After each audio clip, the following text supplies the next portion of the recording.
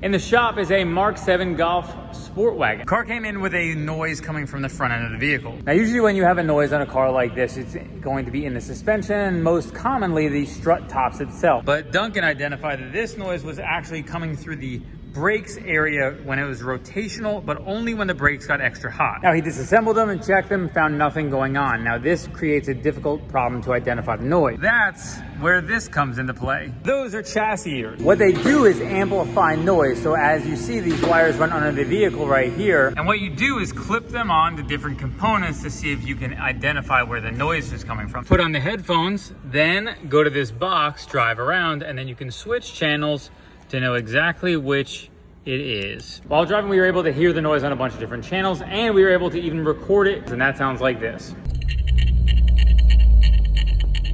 Drill down to either the ball joint on the bottom or the caliper carrier itself.